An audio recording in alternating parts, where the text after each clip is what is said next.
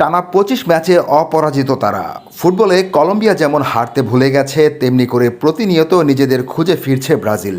সর্বশেষ প্যারাগুয়েকে উড়িয়ে ছন্দে ফেরার ইঙ্গিত দিলেও ব্রাজিলকে ভাবাচ্ছে ২ বছরেরও বেশি সময় ধরে অপ্রতিরোধ্য কলম্বিয়াকে নিয়ে। কোপা আমেরিকায় গ্রুপ সেরা হতে হলে কলম্বিয়ার বিপক্ষে জিততেই হবে ৫ বারের বিশ্ব চ্যাম্পিয়নদের। লাতিন আমেরিকার দুই দেশের লড়াই বুধবার বাংলাদেশ সময় সকাল ৭টায় যুক্তরাষ্ট্রের ক্যালিফোর্নিয়ায় শুরু হবে।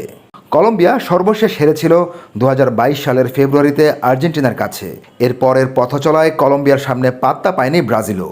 ২০২৩ সালের ১৬ই নভেম্বর বিশ্বকাপ বাছাইয়ে এই ব্রাজিলকে ২-১ গোলে হারিয়েছিল কলম্বিয়া। ব্রাজিলকে প্রথমবারের মতো ব্যাক টু ব্যাক ম্যাচে হারানোর হাতছানি কলম্বিয়ার সামনে। একই সঙ্গে ২০১৯ সালের পর কোপা আমেরিকায় প্রথমবার গ্রুপ পর্বে টানা ৩টি ম্যাচ জয়ের সুযোগ। এই ভবিষ্যৎবাণী যদি সত্যি হয়, তাহলে লাতিন আমেরিকার সবচেয়ে বড় প্রতিযোগিতা থেকে ব্রাজিলের বিদায় ঘণ্টাও বেজে যেতে পারে।